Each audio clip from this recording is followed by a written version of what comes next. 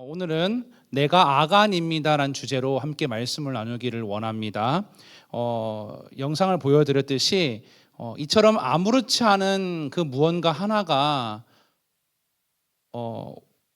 내 안에 들어오고 그것이 그대로 방치되었을 때 어떤 결과를 보여주는지를 잘 보여주는 영상이라고 할 수 있습니다. 이 기생벌이 그 애벌레가 알을 낳았을 때 결국 이 애벌레가 번데기가 되고 번데기가 나비가 되어야 되는데 나비가 되지 못하고 끝나는 그런 결과를 우리는 보았습니다. 어쩌면 우리에게는 그 무언가 한 가지가 우리를 하나님의 일을 기대하지 못하게 하고 또 위대한 일을 시도하지 못하게 하는 일은 아닐까라는 생각이 듭니다. 자, 우리가 나누었던 이 말씀을 복습을 좀 한다면 여리고성으로 이제 이스라엘 백성들이 가까이 다가오게 됐습니다. 우리가 제일 첫 번째 시간에 여리고성 이야기를 나누었기 때문에 그 여리고성 이야기를 건너뛰고 7장을 읽어 내려갈 텐데요. 그럼 복습을 하자면 여리고성은 이스라엘 백성들의 믿음과 순종으로 인해서 무너졌습니다. 할렐루야. 상식에는 맞지 않았지만 하나님의 말씀대로 성을 돌라는 그 명령에 따라서 그들이 순종할 때 무너졌다는 거죠. 자, 그래서 이제 이스라엘 사람들이 그 기세를 몰아서 아이라고 불리는 성으로 진격을 하게 돼요. 한번 따라할까요? 아이성. 이름이 아이성이라서 그런지는 몰라도 이 성은 굉장히 작은 성이었어요.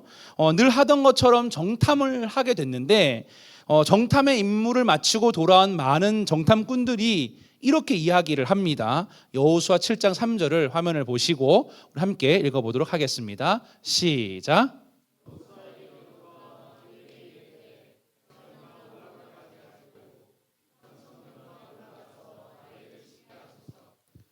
소수이니 모든 백성을 그리로 보내어 수고롭게 하지 마소서 하므로. 자, 보세요. 정탐꾼들의 보고대로라면 아이성을 정복하는 게 쉬운 일입니까? 어려운 일입니까? 쉽지요. 왜냐하면 추석학자들에 의하면 그 아이성에 살던 사람들이 약 12,000명밖에 안 된대요. 12,000명. 그리고 오늘 이 여자와 어린아이와 노인을 뺀다면 전투에 나가서 싸울 만한 군인들이 3,000명밖에 되지 않는다는 거죠.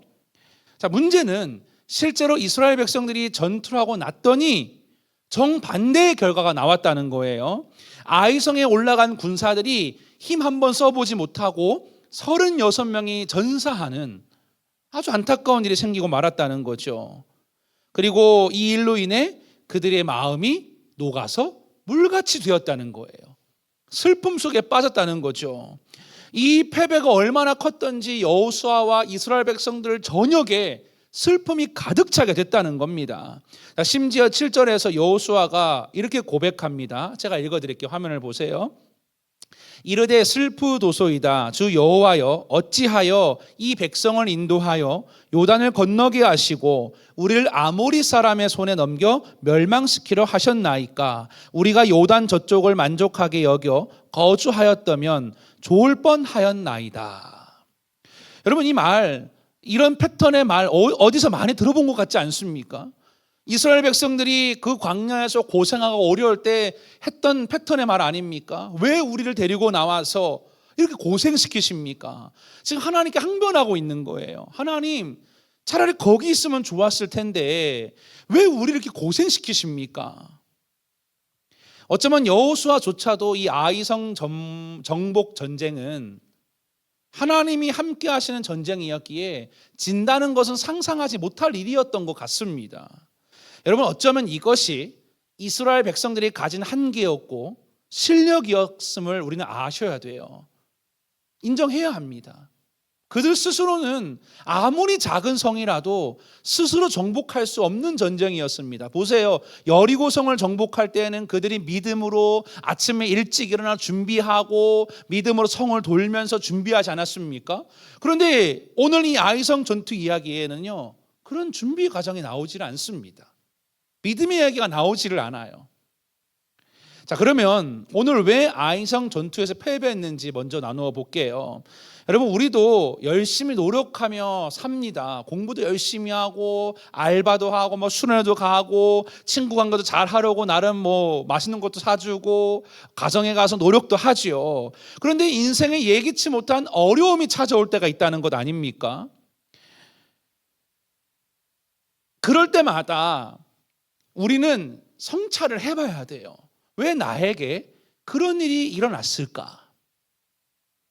자, 오늘 큰 패배를 경험하고 아파하던 이스라엘 백성들에게 하나님께서 패배 이유를 알려주시게 됩니다.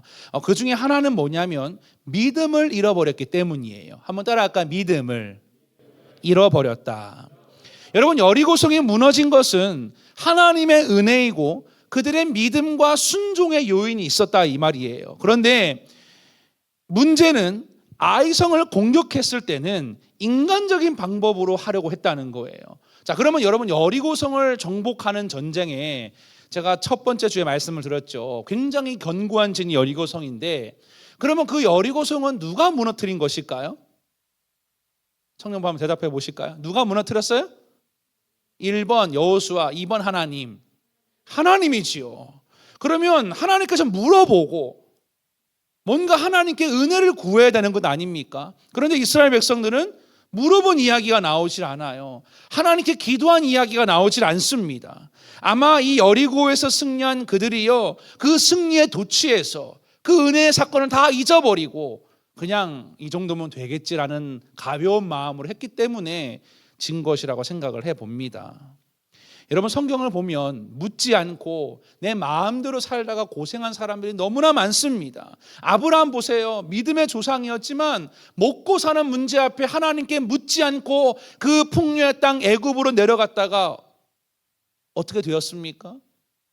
아내를 누이라고 속이고 결국 그 땅으로 도로 돌아오지 않았습니까?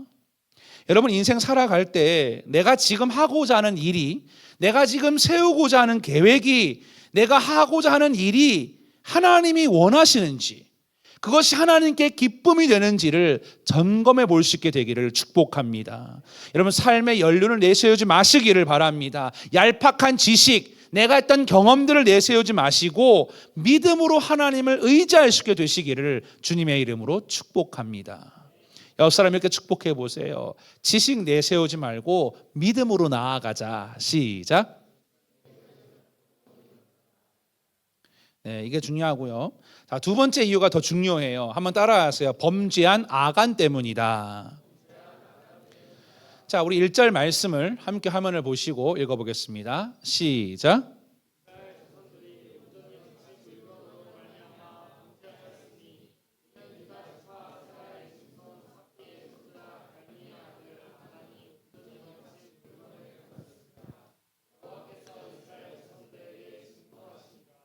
자, 보세요. 보통 싸움을 하고 전쟁에 이기면 그 당시의 문화에는 승리자가 그 모든 물건들을 다 취하게 되어 있습니다. 패배자의 소유를 가져가게 되어 있는 게 문화예요.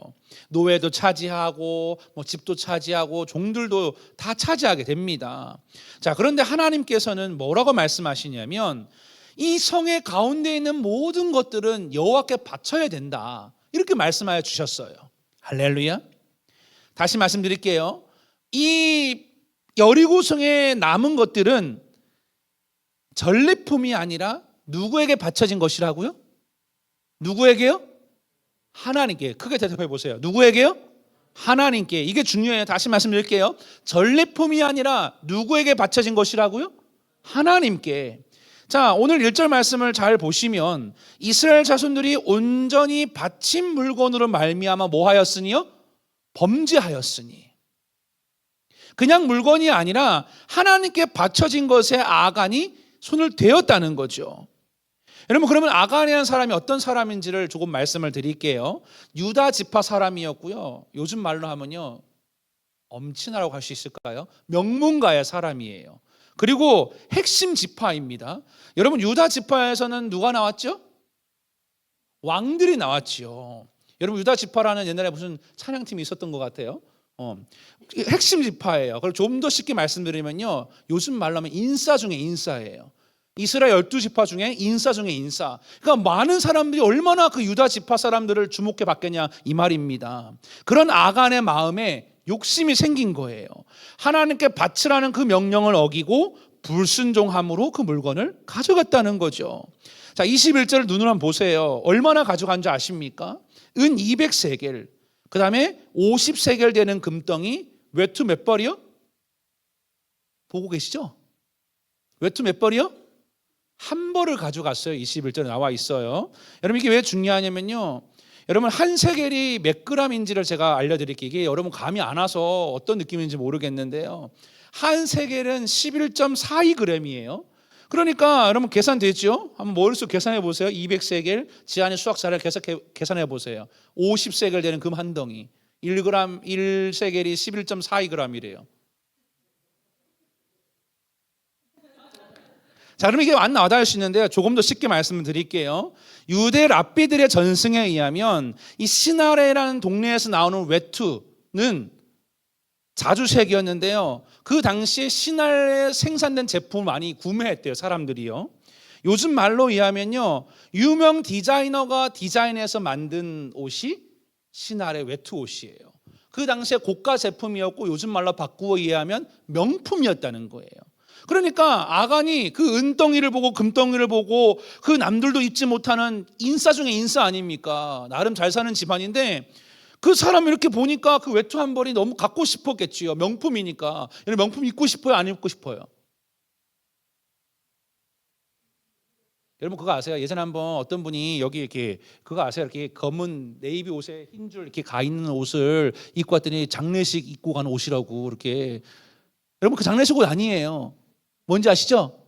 브랜드는 차마 공개하지 않겠는데 명품 아닙니까? 누구나 입고 싶겠지요. 자, 그런데 21절을 잘 보면 뭐라 이야기하고 있냐면, 아간이 뭐라고 고백하냐면 전리품 중에서라고 표현하고 있어요. 한번 따라할까요? 전리품 중에서. 여러분, 엄밀히 생각해 보면 이건 전리품이에요, 아니에요? 아니지 않습니까? 이 물건을 보고 욕심이 들어가니까 지금 아간은 이거를 자기의 생각으로 해석한 거예요. 뭐라 한 번 합니까? 전리품 중에서 가져갔다는 거예요. 여러분, 이 물건들은 엄밀히 말하면 전리품이 아니라 하나님께 바쳐진 것 아닙니까? 어쩌면 이걸 가질 만한 권리가 자기에게 있다고 생각했던 것 같아요. 나는 인싸 중에 인싸고 유다 지파 가문이고 명문 가문인데 뭐 이 정도쯤 입어줘야 하고 금덩이 좀 가져갈 수 있지 않겠냐, 이렇게 생각했다는 거죠. 여러분, 우리는 하나님의 것을 인정할 수 있는 믿음이 필요합니다. 아멘.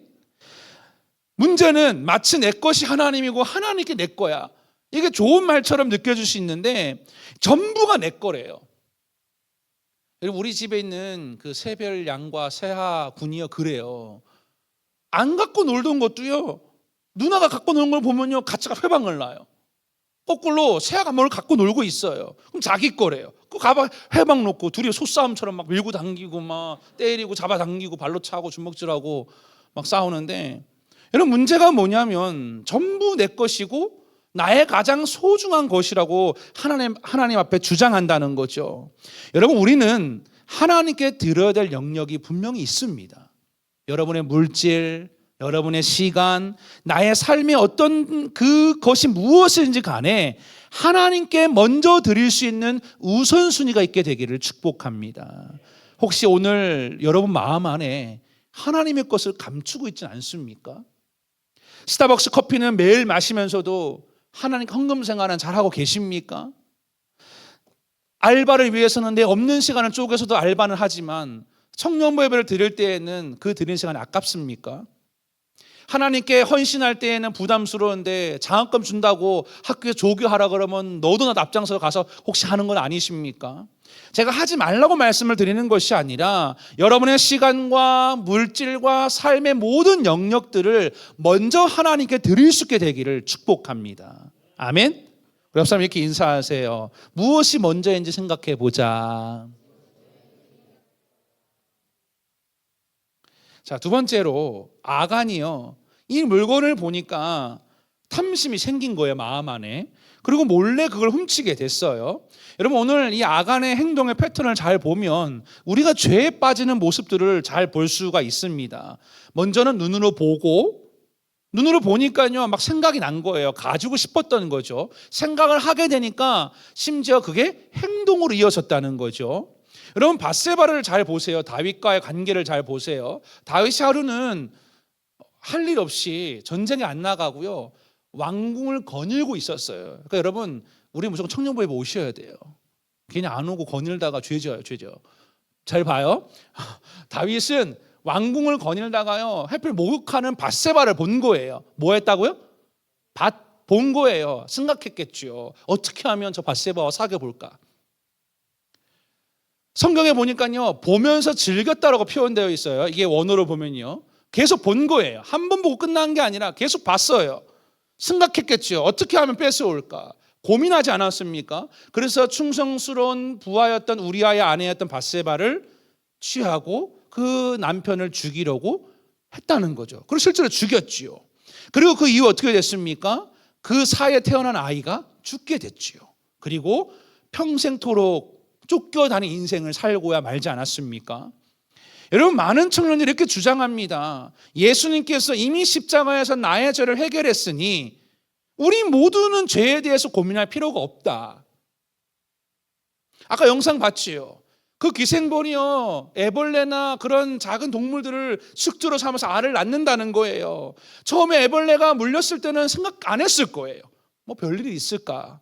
그때는 그 장기 기간 잘 움직였는데 시간이 지나면 지날수록 번데기가 되지 못하고 그냥 썩어가는 하나에 불과했다는 거죠. 여러분, 우리가 예수를 믿고 구원받았다는 것은 뭐냐면, 하나님의 자녀가 된 것은 뭐냐면 이제부터 죄를 지어도 좋다는 말이 아닙니다. 여러분, 물론 하나님은 우리가 죄를 지으면 용서하십니다. 할렐루야. 그런데 하나님께서는 그 죄를 무조건 용납하신다는 것은 아니라는 것이지요. 제가 읽었던 책 중에 엔도 슈샤쿠의 바다와 독약이라는 책이 있어요. 사실 다 읽은 건 아니고 발췌된 부분을 읽었어요. 거기 보니까 이런 내용이 나옵니다.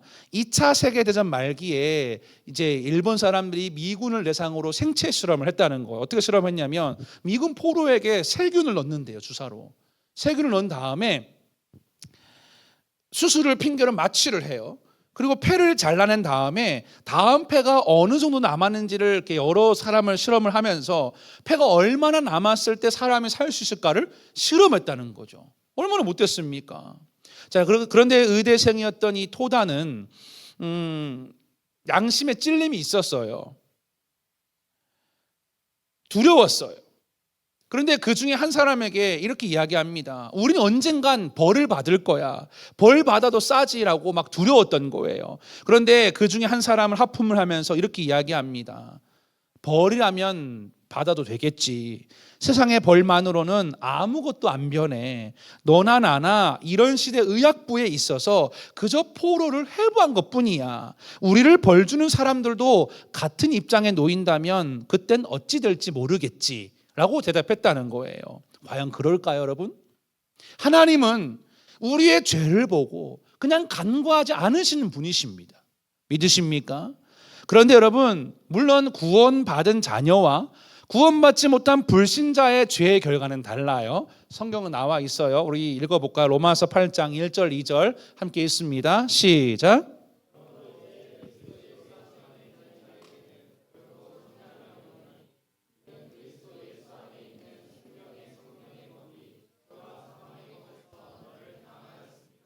자, 이게 무슨 말이냐면 쉽게 말하면 불신자들이 죄를 지으면 정죄를 받아야 한다는 거예요.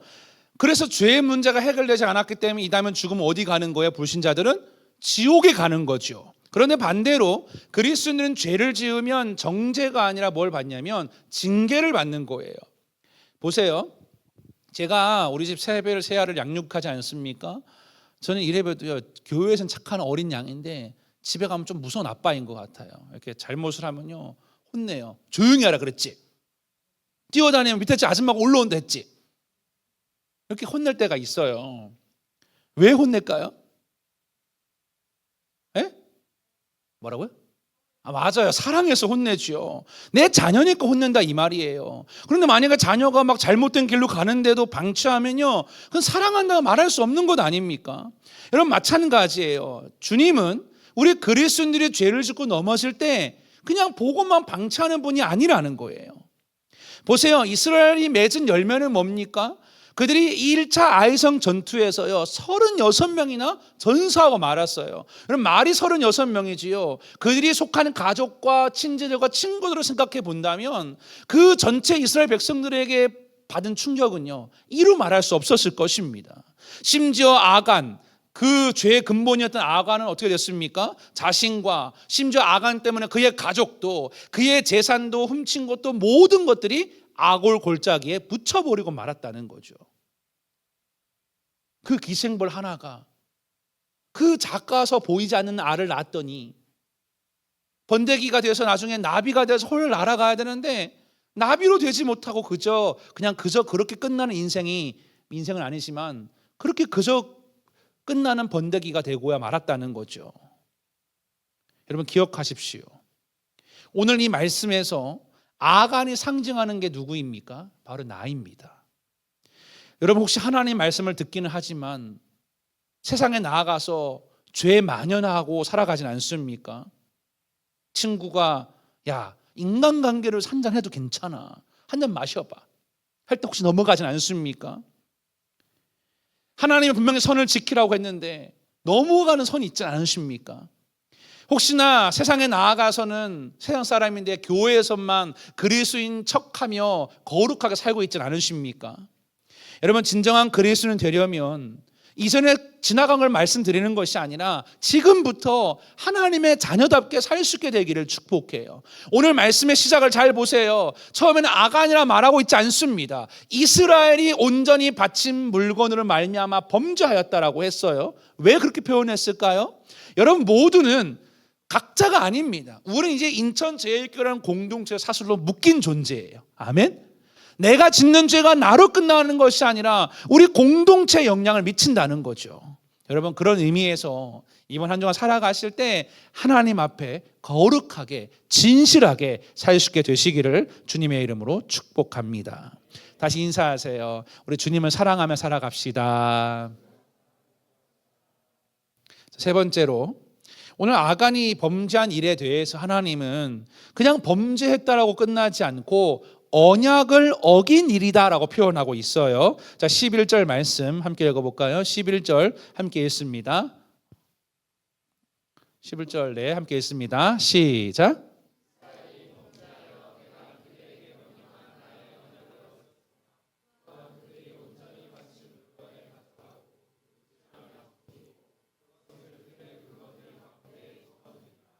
자 보세요. 여러분 언약을 맺었다라는 표현은 뭐냐면요 결혼했다는 말하고 비슷한 거예요. 그런 관계라는 겁니다. 자 그러면 관계를 깨트렸다, 언약을 어겼다라는 말은 뭐냐면 하나님과 이스라엘이 언약을 맺었는데 깨트렸다, 어겼다, 이 말은 뭐냐면요 한쪽이 불륜을 했다는 거예요. 쉽게 말하면요 안 사랑하는 게 아니에요. 안 사랑하는 게 아닌데 양다리를 거쳤다는 거죠. 여러분 보세요. 아간은요 하나님의 사랑보다는 내 소유, 내 좋은 것, 명품이라 여기는 것에 마음을 뺏긴 거예요. 아름다운 것, 재정과 물질을 더 사랑했다는 거예요. 하나님을 사랑하는 게 마땅한 사람이지 않습니까? 이스라엘과 하나님은 언약을 맺은 존재인데 여러분 아간은 지금 사랑을 안 했다 말할 수는 없을 거예요. 그런데 동시에 하나님을 사랑한다고 나오지 않지만 지금 그의 관심은 어디에 가 있냐면 은덩이와 금덩이와 외투 한 벌 명품에 가 있다는 거죠. 여러분 우리가 물론 물질로 전부를 표현할 수 없겠지만 그 사람이 재정을 어떻게 쓰는지를 보면 그 사람을 잘 알 수 있는 게 사실이지 않습니까? 여러분 성경에 보세요. 부자 청년이 제자가 되는 비결을 물어봤을 때 주님이 뭐라고 말씀하십니까? 너가 가진 걸 모든 걸 가난한 자에게 나누어 주고 와서 주님을 따르라라고 하지 않았습니까? 그랬더니 그 부자 청년이 어떻게 했습니까? 근심하며 돌아갔더라. 여러분 우리 마음에 과연 무엇을 두고 있습니까? 짧은 인생에 잠깐 누리는 재물의 마음을 뺏겨서 영원한 하나님 나라를 포기하고 있지는 않으십니까? 물론 모든 부자가 하나님 나라에 들어가지 못한다는 말은 아니지요. 그러나 예수님의 제자가 되기를 원한다면 그동안 세상을 사랑하는 걸 내려놓고 오직 주님만을 사랑해야 될 줄로 믿습니다. 그래서 신명기 6장 4절 5절은 이렇게 말합니다. 함께 읽어볼까요? 시작. 이스라엘아 들으라. 우리 하나님 여호와는 오직 유일한 여호와이시니 너는 마음을 다하고 뜻을 다하고 힘을 다하여 내 하나님 여호와를 사랑하라. 하나님은 유일한 분이시기 때문에 마음을 다하고 뜻을 다하고 힘을 다하여 사랑하래요. 이게 여러분 이게 무슨 말이냐면요, 그분만을 사랑하라는 거예요. 아멘? 하나님이 애정 결핍이 있어서 그런 것일까요? 하나님을 배타적으로 사랑하는 의미인데 이게 무슨 의미냐면요, 여러분 기독교가 배타적이라고 말씀드리는 게 아니에요. 독선적이 아닙니다. 하나님을 사랑하는 거는요 찐 사랑이어야 돼요. 아멘? 여러분 혹시 마음에 좋아하는 사람 있으세요? 여기 보면 연애를 열심히 하는 분들 계신데 찬진 형제, 그분만을 사랑하시나요? 주님도 사랑해야죠. 여러분 저는요 군대에서 천진을 좋아서 그런 거예요. 사랑하거든요. 군대에서 새별이 엄마를 만났어요. 늘 얘기했던 식상한 얘기인데 처음에는 사랑이라는 감정보다는 조금씩 외로운 것도 있었어요. 군인이니까 나도 연애라는 걸 좀 해보자. 어떤 사람인지 무엇을 좋아하는지 궁금했어요. 그래서 1541 콜렉트콜 아세요? 눌러서 전화도 많이 했죠. 어떤 음식을 좋아하냐, 뭐 좋아하는 거 뭐냐, 쓸데없이 많이 물어봤어요. 매일 저녁마다 전화를 했는데, 그러니까 여러분 자주 통화를 하니까 가까워지더라고요. 마음에 사랑이라는 것도 싹트고 전화로 함께 교제했으면 좋겠다 얘기도 하고 막 고백을 했는데, 문제가 뭐냐면 나는 항상, 여러분 군대는 개인정비라고 시간이 있어요. 저녁에 몇 시간을 주는데 그 시간 나는 자유잖아요. 근데 항상 밖에 있는 사람은 그 시간에 뭘 하고 있을지 모르잖아요. 1호4일 했는데 안 받아. 그럼 또 했어요. 안 받아. 그러니까 마음에 안달이 나는 거야. 왜 안 받지? 그러다가 그날 전화를 못했어요. 그 다음날 전화 난리가 나는 거예요. 사랑에 식었냐, 왜 안 받냐, 너무하다, 막 그냥 징징대고요. 여러분 왜 제가 이렇게 했을까요? 뭐 하니까요? 사랑하니까 궁금한 것도 많고 뭘 좋아하는지 물어보고 징징대 보는 거예요. 나는 이때밖에 전화를 못 하는데 왜 전화를 안 받냐, 사랑에 식었냐, 뭐 그냥 얼마나 안달복달 났는지 몰라요. 여러분 누군가를 사랑하면 그 사람에게 관심이 있고 그 사람과 함께 시간을 보내고 싶은 건 당연한 거예요. 믿으십니까? 근데 말로만 사랑한다 얘기하고 관심이 없다면 그건 찐사랑이 아니지요. 여러분 마찬가지입니다. 누군가를 배타적으로 사랑한다면 다른 것으로 마음 채우지 않고 그 사람만 사랑하는 게 원리인 것처럼 하나님 사랑도 마찬가지예요. 여러분은 언약을 어기지 않게 되기를 축복합니다. 그런 아간처럼 되지 마시고 하나님을 마음을 다하여 뜻을 다하여 힘을 다하여 그렇게 사랑할 수 있게 되시기를 주님의 이름으로 축복합니다. 자, 마지막으로 아간이 잡혀왔어요. 뽑혀서 잡혀왔는데 자신의 죄를 고백하게 돼요. 자, 19절 20절 말씀 함께 읽어보겠습니다. 시작.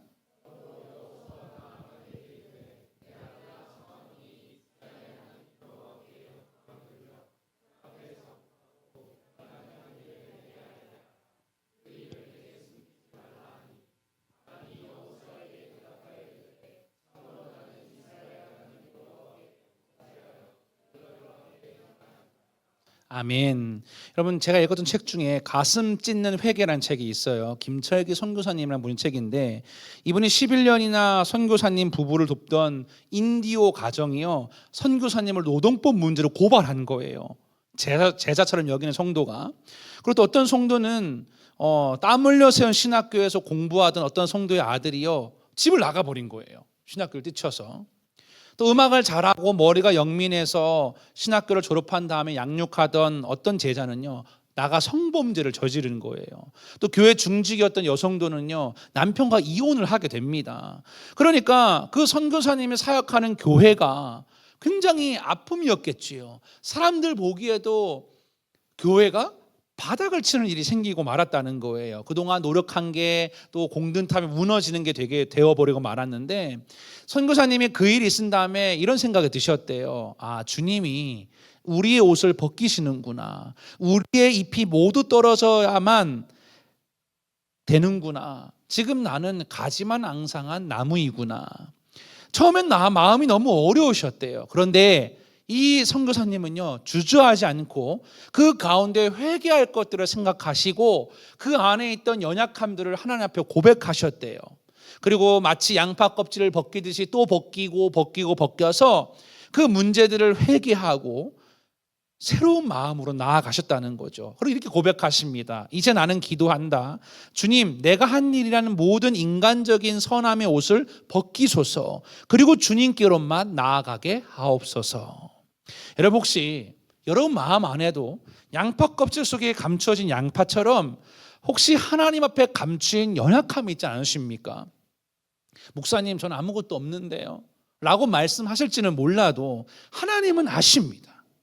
여러분, 회개한다는 건 뭐냐면 그냥 뉘우치고 그냥 생각하는 정도가 아니라 삶을 바꾸는 거예요. 아멘? 술 드시는 분 있으면 술을 끊으셔야 돼요. 혹시나 흡연하는 분 있다면 흡연하지 마셔야 돼요. 혹여나 세상에 나가서 욕을 많이 하는 지체들이 계시다면 욕을 끊으셔야 돼요. 거짓말이 나의 습관이라면 오늘 기도하면서 그런 죄악된 모습을 끊어내야 된다, 이 말입니다. 아멘? 여러분, 우리는 회개하고 자복하면 죽지 않습니다. 아멘? 아가는요, 그 죄 때문에 돌에 맞아 죽었어요.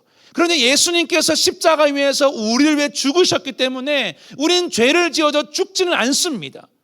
여러분, 그 사실을 안다면, 그것이 사랑이라는 것을 안다면 우리의 삶이 변화되어야 되지 않겠습니까?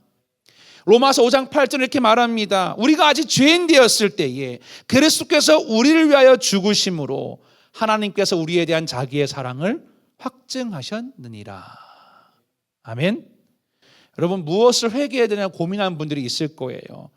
이렇게 회개하면 돼요. 예수님을 의식하지 않고 말하고 행동했던 모든 것, 또 예수님께 묻고 상의하고 결정하지 않은 모든 것을 회개해야 됩니다. 여러분, 오늘 아무도 모르겠지라고 여기고 있다는 것들이 있다면 감추지 마시고 다 꺼내어서 하나님 앞에 고백하시고 해결할 수 있게 되시기를 주님의 이름으로 축복합니다. 말씀을 정리할게요. 오늘 말씀을 통해 우리 삶 속에도 이런 아이성 전투와 같은 영적인 전쟁이 있습니다. 여러분, 전쟁을 치르기 이전에 여러분 안에 있는 죄악된 모습을 해결할 수 있게 되기를 소망합니다. 13절을 읽지 않았지만 이렇게 쓰여져 있습니다. 너는 일어나 백성을 거룩하게 하여 이르기를 너희는 내일을 위하여 스스로 거룩하게 하라. 이스라엘이 아이성 전투에 패배한 이유를 간과하지 마시고 여러분 인생의 교훈으로 삼으셔서 우리 청년부 모두가 아이성을 넘어서게 되기를 주님의 이름으로 축복합니다. 축복합니다.